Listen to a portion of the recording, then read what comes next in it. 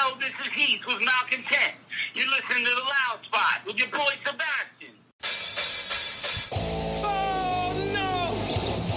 Oh, boy! Ah, here it comes! The motherfucking Loud Spot! That's right, you're listening to the almighty Hot Zone!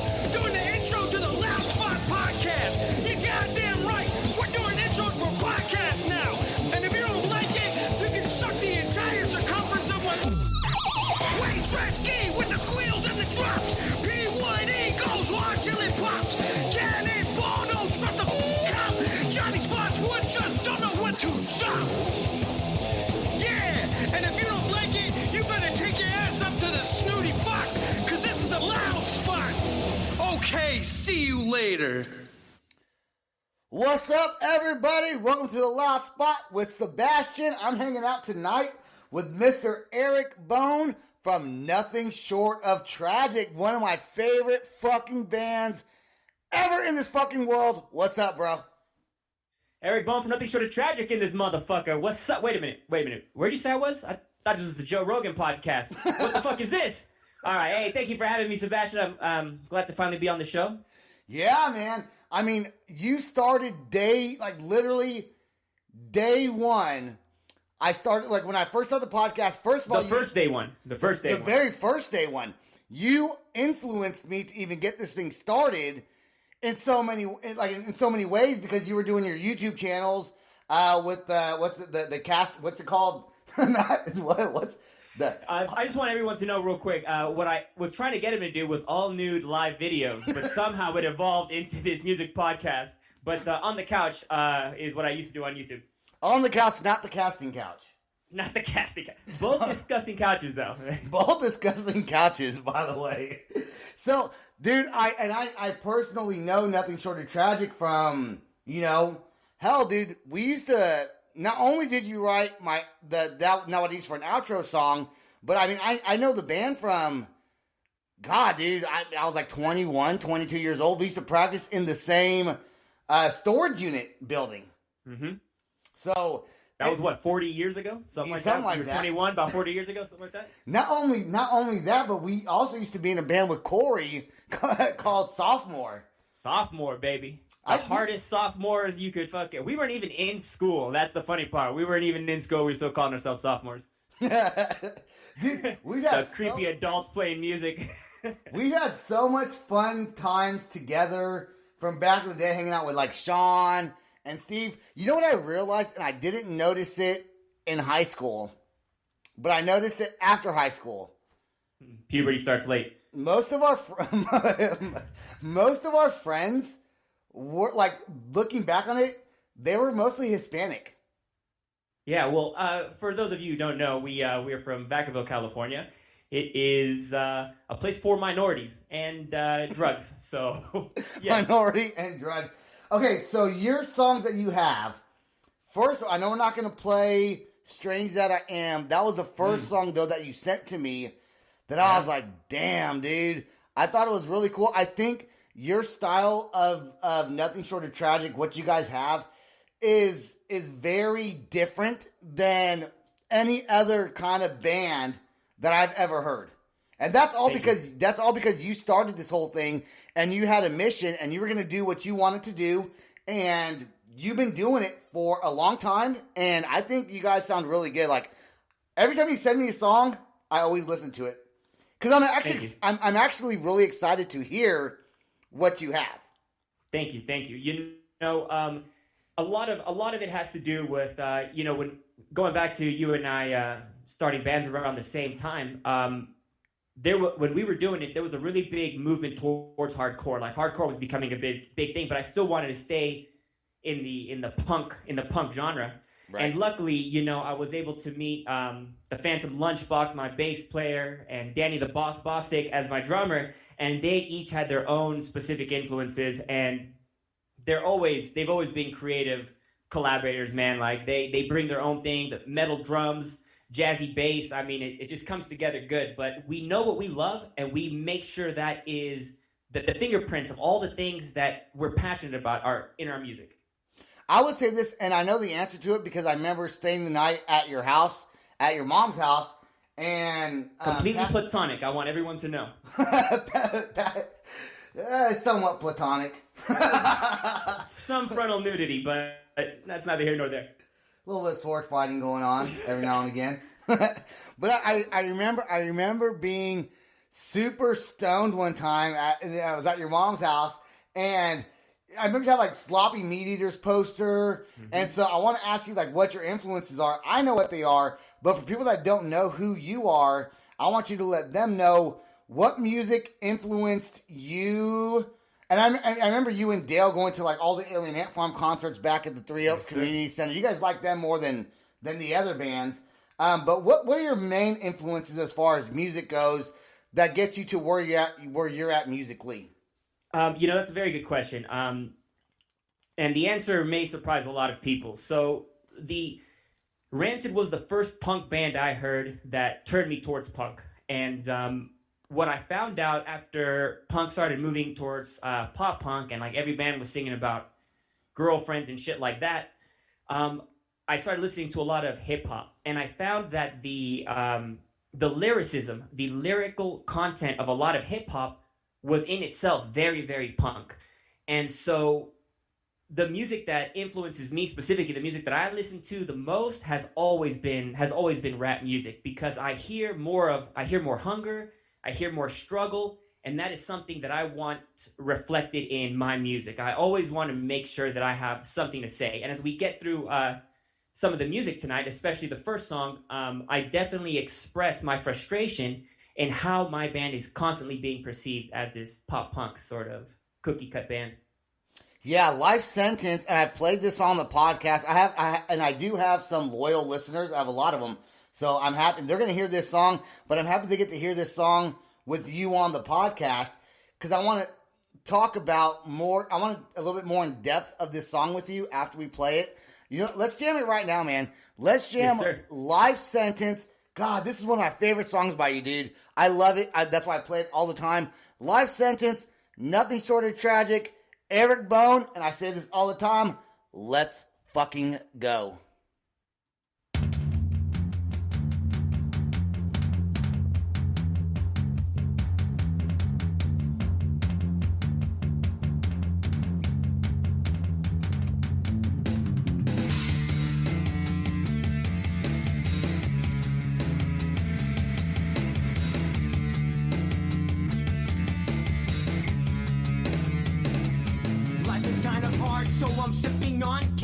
I'm trying to make a grip in a pinch like a wrestler. I'm trying to take the fast lane, live up to the band name. Give it everything you've got until you have that cash made. This is what my engine needs, anything amphetamine. No vampire for miles of staking everything. This is now a winning streak, and I'm on a winning team. Try to catch the crooked ghost, you can't even see me. Go hard and tally up the walls, talking shit to the guards. Then laugh and confess, we use instruments and weapons.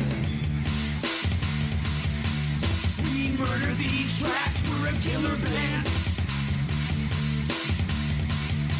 And in punk rock prison we serve a life sentence.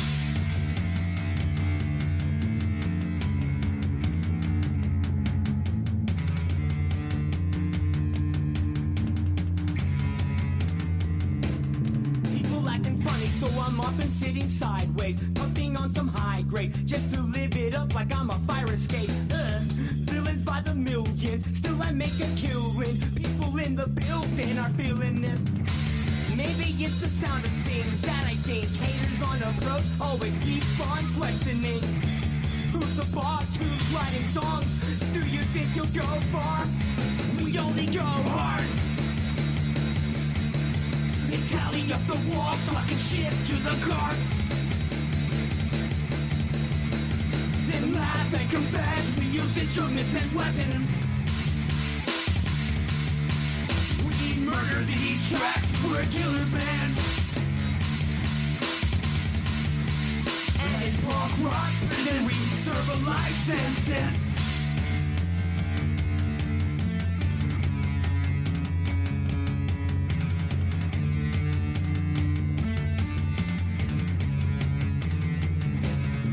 Probably not the best idea on my part, but I've got heart, and I'm standing here with my boys like a work of art. But it's killing me to see all the same punks still play the same stuff and never try to change it up at all. Then turn around and label us like some pop punk cookie cut band that isn't us. But every show I can see them taking notes with the hope that they will grow one day to an obstacle. No! Telling up the walls, talking shit to the guards. Then laugh and confess, we use instruments as weapons. We murder these tracks, we're a killer band. And in punk rock prison, we serve a life sentence.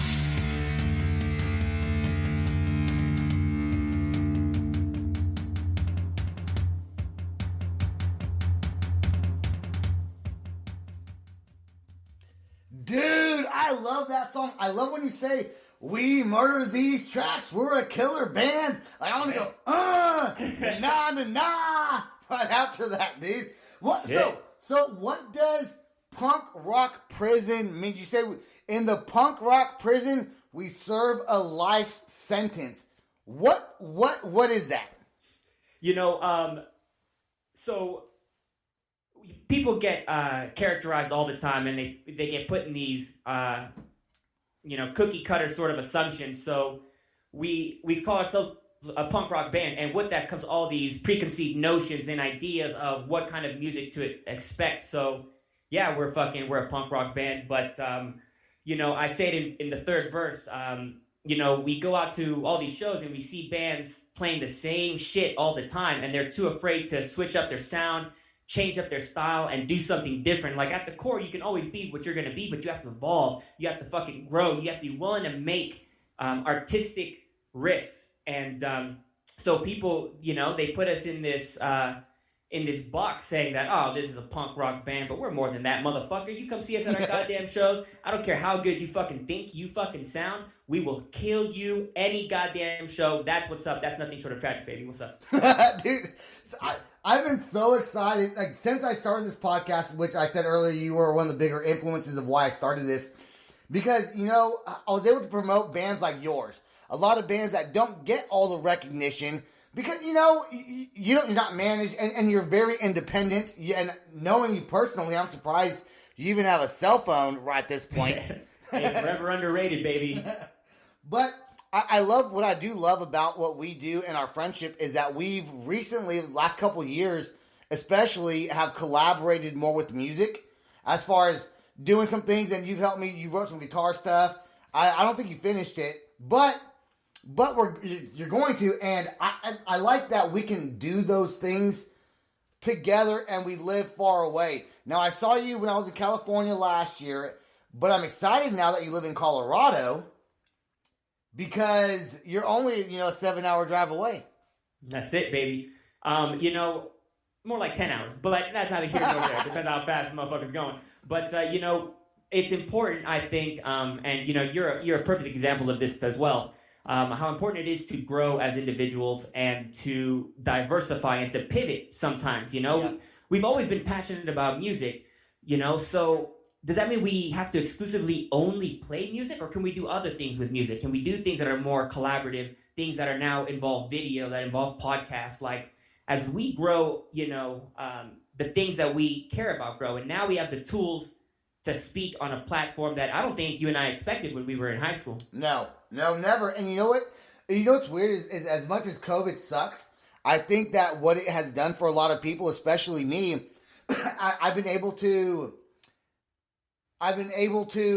diversify myself as an entrepreneur and as a business owner. And between the quarantine and speaking with you and seeing what you're doing on YouTube, I think it's opened up doors. And for people like me, it's opened up doors. And a lot of bands, because they can't tour, they're doing podcast tours. Mm-hmm. And luckily, I branded my shit good, and people love being on my podcast because of it. And so it's, the perfect timing for me to do it. And I love being able to do this. And I love that you wrote the original intro song, which Hot Zone now does. Love Hot Zone. but I play as the outro song, and I give you a lot of shout-outs. So...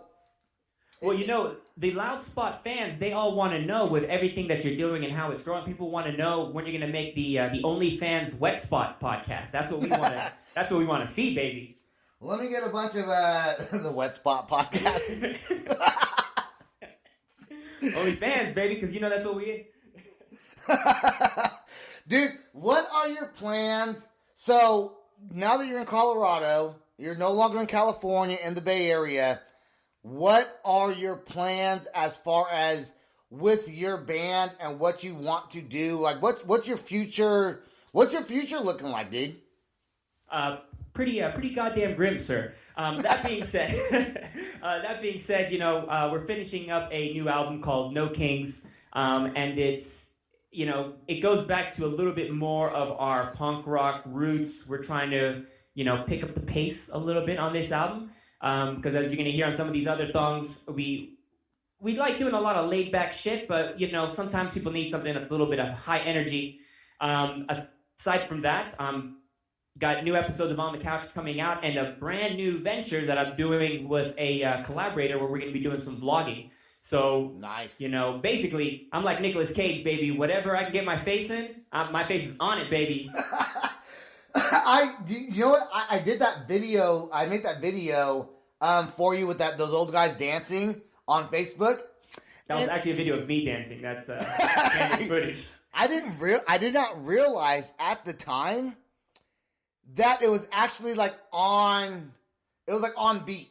It was on beat with the dancing. Yes, and I think one of the things that Lunch and I always talked about is real quick. Shout out to Lunchbox. Known him for a long time. Lunchbox, baby. Super cool dude. Lunchbox, we fucking love you, man. He's the real talent. Him and Daniel, that's the real motherfucking talent. They carry my ass. I'm like Jesus on the cross, and they're like Roman and shit like that. But, when we make our music, we always try to have a part. Like when I'm on stage and I'm looking at the audience, I want to see heads bobbing. I want fucking, punk rock hands up. I want people thrashing, but then I want moments where people really get into it. And that's why we really drop it down, especially in Life Sentence, very bass heavy. Very just fucking easy to fucking dance to. That way, if you want to, you pop that molly, you get up on the dance floor, you get a little sweaty, start slipping and sliding. We're the show for that, baby. I wish, and it's not ready yet, but coming up, and I want all my listeners to know this, coming up, Nothing Short of Tragic has wrote a song for me specifically that it just wasn't ready for the podcast yet because Eric's lazy ass didn't finish it. That's true. But I'm going to tell you guys one thing. I'm biased about it maybe, but I fucking love it, bro. It sounds good. It sounds good. And David Tony... Go ahead. Full disclosure, before you give me too much credit, for those of you that are anticipating it as well, it's actually a cover song. So because Sebastian is in OKC, I play a little acoustic guitar, give it a good country feel. But the lyrics are actually from another Puerto Rican rapper called Big Pun. So I wanted, Puerto Rico meets that OK City feel, and I put that together. That's for my boy. That's coming out soon, baby. Hot stuff. Hot. It's going to be #1 hit, top 10 on every platform is what I think. #1, baby, on a stinky finger, #1. All right, demonstration number 2. Woo! Everyone needs to go to Nothing Short of Tragic and check, literally on Facebook. I'm going to tag them in this, obviously. Go to Nothing Short of Tragic. Look at their music videos. You have a really, really good music video that you just came out with that you sent me. All your music videos are good. So, the demonstration number 2, we're going to rock it right now because we're already we only got 25 minutes left already. That sucks, dude. I know, that sucks, man. It sucks. We need an extends pill for this podcast. It's fucking bullshit, dude. It's fucking bullshit. All right, here we go.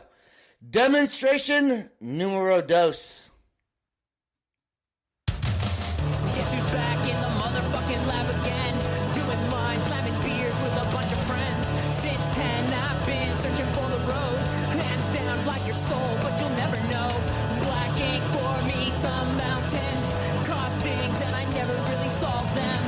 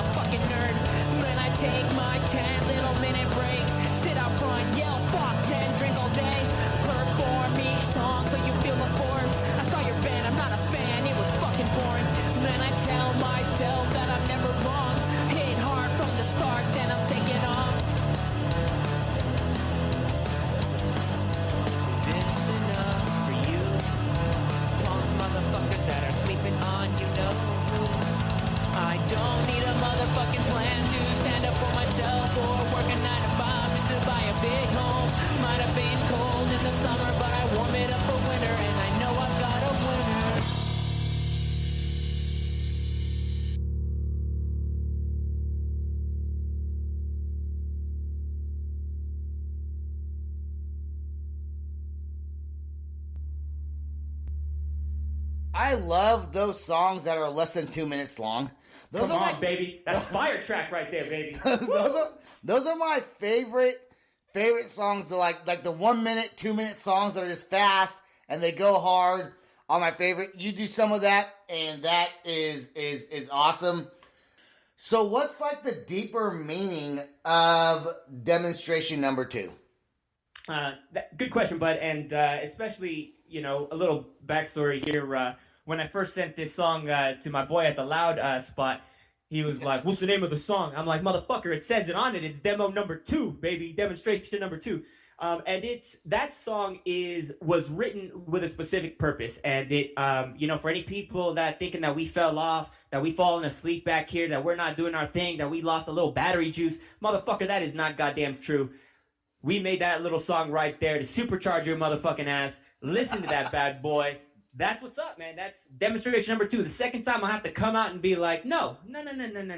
We're still here and we're live. But I will say this. When you sent it to me and you said demo number 2, I remember texting you back and said, "What's the name of the song?" And you're like, "Demo number 2." And I was like, "Oh," because I thought it was like a demo that you were sending me that was like your second version of whatever the song was.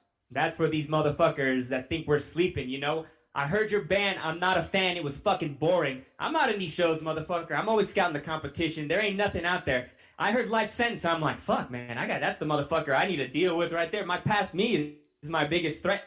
But so musically, when you first started playing music, you started off as a bass player, right?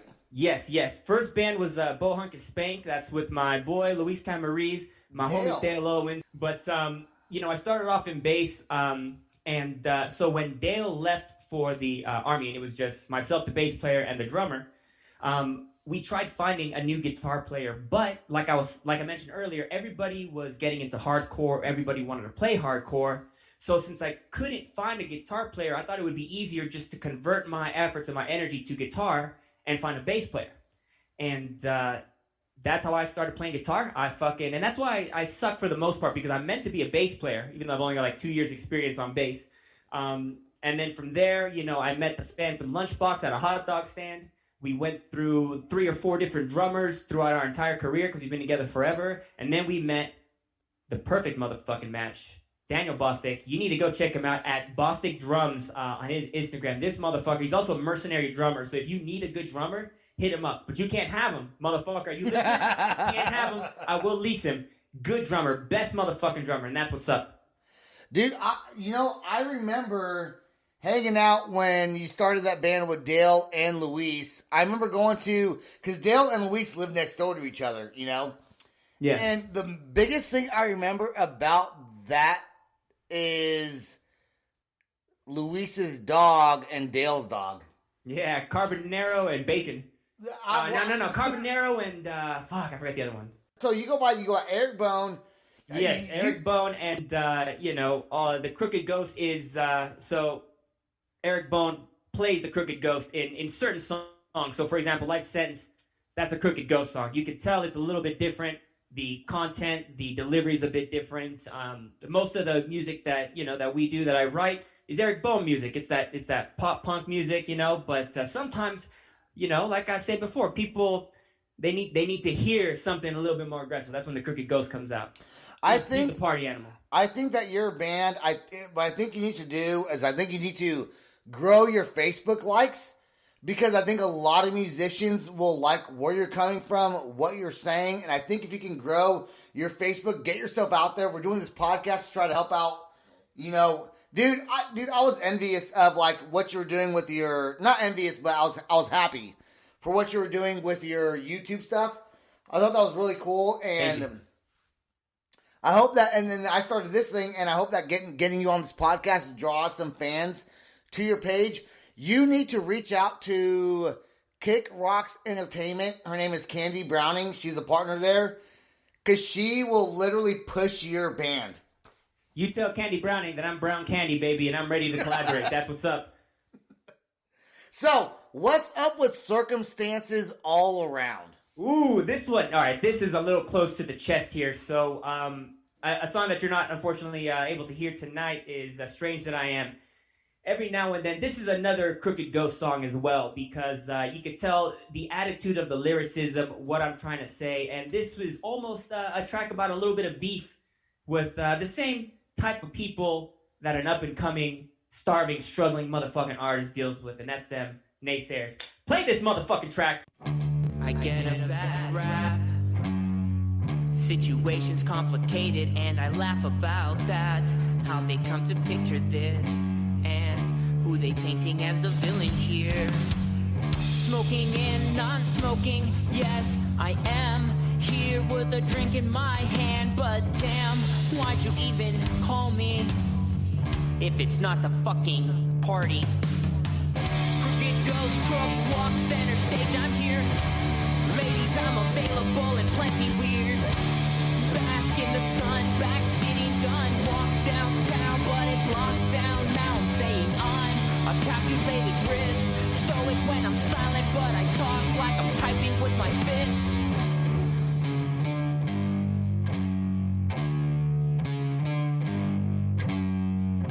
I'm getting off track. Circumstances are as fleeting as you make them last. And your personal dealings with your little feelings. Joking when I'm not joking. Yes, I am just better at this than you. Made it, chanting it before you make it. Change your faith, you won't, you're false, you can't behave it. Love is for the self, but you choose to berate it. If something isn't bettering, then fucking change it. And so I end this and I comment that it's sadly. Don't think that it won't be fucking gnawing at me. And make me call up Danny, cause I know he'll back me. And he will call up lunch, and we all know what that means. Crooked Ghost all day, nothing short of tragic. See me on stage, I'm up for any challenge.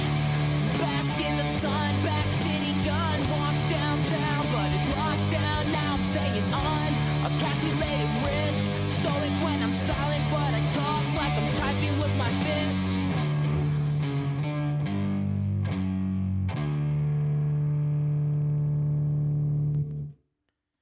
You can tell in your songs that you listen to hip hop music. Like Hell yeah. See me on stage, motherfucker, that's what's up. You can I'm up hear for any challenge, that's what's up. what would you say that your favorite song that you've ever wrote is? Ooh, shit. I think Strange That I Am. I think that song is, I hit a mood in there. Life Sentence comes really fucking close. That's a good, Life Sentence is good, man. That's a good song. And that's really, it's funny because that's the first song I felt comfortable adding more hip hop into it. That's a song where I put it forward because when I first started doing the pop punk, it was just strictly pop punk. But here's a little fun fact for you folks. I can't sing, so I actually use rapping as a bit of a crutch. That's what I do. That's what I do. So now I found a way to sort of blend the two. And, it's kind of funny because sometimes people hear me for the first time and they'll be like, "Oh, I like how you're rapping," and I'm like, "That's actually how I sing." So it's not so much rap anymore. But like I said, my big influence is lyricism, and I want to make sure that people that are listening along, that they hear something that they can resonate with, that pumps them up, that empowers them. Not a time or a year to feel sorry for ourselves. We need strength right now, and that's what I'm trying to provide people. What I like about your music is a lot of bands when they're singing and they're playing their songs, you can't always understand what the lyricist is saying. Yeah, and that sucks because I like listening to the lyrics on some great bands. I can't understand half the shit they say. It's a little frustrating to me on your songs that at least I can hear it. And then I want to ask you this tough question: what's out of all the songs you've ever written, there has to be one that you like the least. There has to be one. Yeah. Which one is that? A lot of those songs actually don't make it to the record. But I would say of all the songs on all the albums, on our very first demo, Try 3, there's a song on there. I can't remember the name. I think that's like I Think I'm Weird or some shit like that. That shit was that was a weak hit, but I really liked the lyrics of it. I thought the lyrics of it were fantastic, but the song wasn't ready. It was a little too early, but we wanted to put something on that first album that 3 songs that were diversified and I could give people an idea of what to expect when they come to our shows. Is it hard for you, and is it hard for you to critique your own music? Like after you hear it and you play, like, is it hard because you heard it, you're biased to it? Is it hard? And a lot of bands go through this, you know? Is it hard to critique your own sound and be like, I could have done better on this? Or you just kind of like, oh, well, this is good, I'm going to fucking do it anyways? For me, it's the exact opposite. Every new song that I write, I'm convinced it's my best fucking song. And I got that shit on loop 24/7. I think everybody, I do that as well. Like when I write a song, and I've sent you some of them, and some of them are not that great, you know. But it feels good, you know. But at the moment I'm doing it, I like it. But I'll tell you one thing, man. Every single song that you've ever written that I've heard that you sent me, not only do I love the song, I'm not even being biased about it because I like you and you're a friend of mine. I'm being honest because you have such an original sound that people don't have that anymore. They always want to sound like somebody else. They always want to be like, I want to sound like these guys so I can make it to the next level. But dude, those guys that they want to sound like don't sound like anybody else. Yeah. And I think, you know, also that's a double-edged sword because that's one of the biggest difficulties that, you know, I've had to face as an artist is my style, if it's a style at all, you know, is weird, man. It's strange. So it's hard to really, you know, if I call it punk rock, if I call it indie, if I call it hip hop, punk, whatever, you know, none of those titles I feel really justify what's going on. But at the end of the day, it's art that's coming straight from passion. Like it's what I'm passionate about. It's a reflection of that. So yeah, man. Your biggest concert, your most fun concert you've ever played. Where would you say that was? Like what town? What venue? Where was that? Johnny V's. We headlined for St. Patrick's Day. Motherfuckers, women dancing on the fucking bar, people popping shirts off. This shit was fucking wild. I think we still have some photos of that fucking show. We fucking tore that motherfucker down. We used to really kill shit in San Jose, man. That's where the fuck it was at. Aside from that, we did this really big show at this. There was a local record label that had a big ass stage. That was a lot of fun.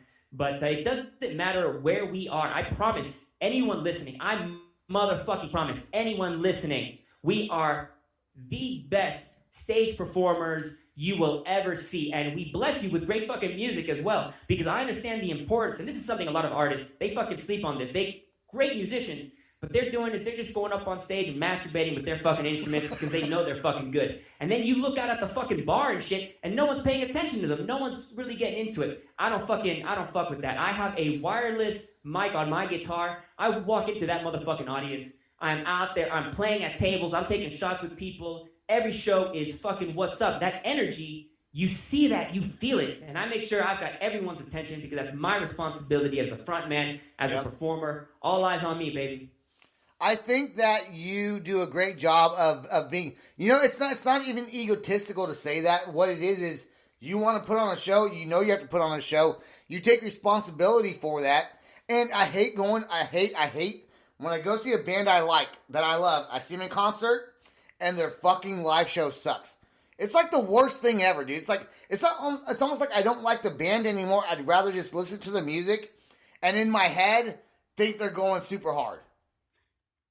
Yeah, it's disappointing. And again, you know, there's a lot of great musicians out there, but if you're doing shows, if you're going to be on stage, you have a responsibility to the people that are in the audience, and right. You can't sleep on that. You know, that's an important part of the job.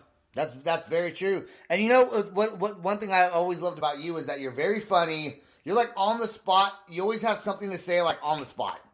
Like you have a podcast, and sometimes I can't really do that. But you can, and sometimes I get caught off guard a little bit. I'm like, oh, geez, what do I say right now? I'm getting better at it. I'm trying to follow your footsteps a little bit, man. years of arguing with women have sharpened my craft. Yeah. Well, I guess I should have taken some notes because I have a lot of years of arguing with women as well. So, hey, I want to take a quick second, real quick. Speaking about, even though it seems like I've been, very negative about my relations with other artists and my view on the scene and stuff like that, I still absolutely put forward collaborations and working with other people, especially reaching across the table to other genres.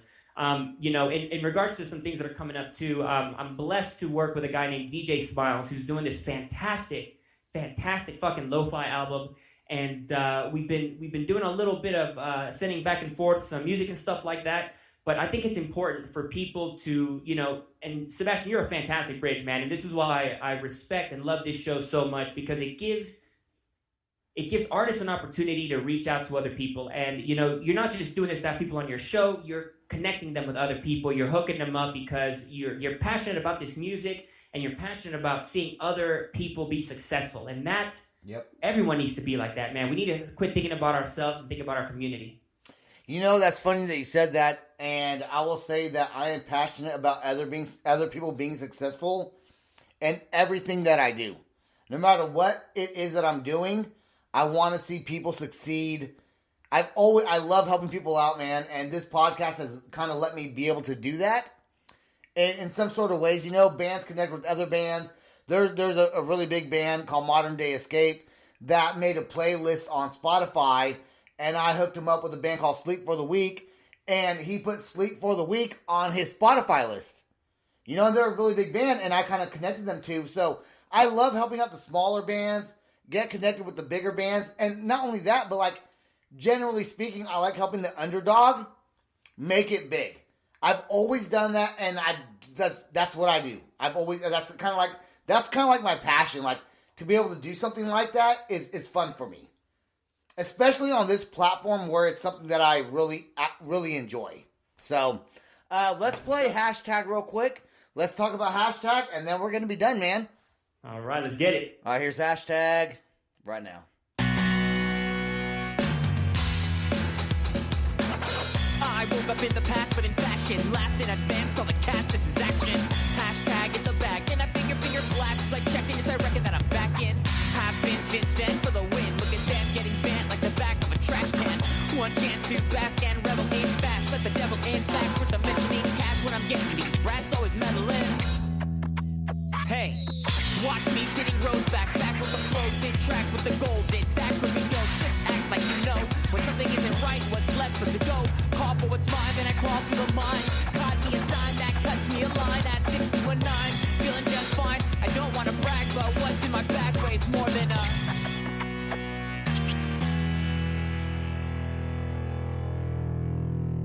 Hashtag bring it back. Nobody down like crooks, so I got a low profile. Why everybody wanna measure 1 inch using 1 mile? Smile and tell me if you matter what. Just cause I'm the batter up, it's just a matter of I'm the batter of the two of us, and I never had to battle once. Wow, laughter now is a look of wonder when I try to show love. This is summer for coming up. You wonder what changed crooks so much? It was drugs. Fucking drugs changed me. I'm looking for a way to escape this. Open up my eyes. I'm looking for a way to escape it. Looking for a pen and eyes. Hashtag pound 2020. Nothing short of tragic. Yeah, man, all the songs we played tonight are killer tracks, dude. So, now that you're in Colorado, I'm really looking forward to see. You're in a new area. You're gonna have some new influences. You're not in California anymore. You got out of there, and I guarantee that you're gonna have some new ideas because you're in a different area, and your mindset's gonna kind of change a little bit. No more fires. No more motherfucking fires, man. That is, thank goodness. And to be fair, it's been kind of a little bit of fire here in Colorado, but it's been snowing, goddamn. But you know what it is. I'm here now. I'm bringing the heat with me, though. I came from Cali, and that's what's up. Colorado better watch out. It's not ready. What? So you drove in the snow? Is that like the first time you ever drove in the snow today? Yes, it was fucking frightening. And I'm driving slow. I'm driving like slow people fuck, you know what I mean? But I'm fish. I got a little bit of fishtail going on. I'm basically like a cute girl in the club with the high heels she doesn't know how to walk in. That's me while I'm driving. Back shaking a little bit, stumbling around a little. It was frightening. And I just went around the corner to get myself a little coffee. I'm glad I made it back. I remember the first time I drove in the snow, like here in Oklahoma City, and I had to drive about 10 miles to where I lived. And it was highway driving. Dude, I was scared. So like, I was going like 5 miles an hour on the highway. And people were passing me going like at least 40, you know. But dude, when you're not used to driving in the snow, you're not used to driving in the snow. And that was me. Bruh, every in California, every slippery when wet sign I would drive by, I would fucking snicker at. Now, when I'm in that actual wet slipperiness, fuck that. That shit is life or death in this motherfucker. Sounds Take the crook out, make him the real ghost. Sounds like Pornhub when you say slippery when wet. Dude, listen to this meme I read today. Disney teaches you to hate your stepmom, whereas Pornhub has a completely different approach. Oh, absolutely. That's marketing, baby. Dude, you know what I mean? You gotta rebrand. Gotta rebrand that stepmom. And then they quote it from Glenn Danzig. Yeah, that's that just shows the importance of rebranding. You know what I mean? People they think a certain way, feel a certain type of way about something, and you got to change that. You got to flip that mentality. Hopefully, here on the Loud Spot podcast, I can do that for some people that haven't heard of us or thought we were a certain type of way. We different. We're the Pornhub stepmom. Okay, come love us, dude. I want to thank you for being on the show. We gotta get out of here and play the outro song that you wrote. We're gonna do that right now. Thank you everyone for listening. Eric, nothing short of tragic. Fucking love it, dude. Stay right there. Don't go anywhere.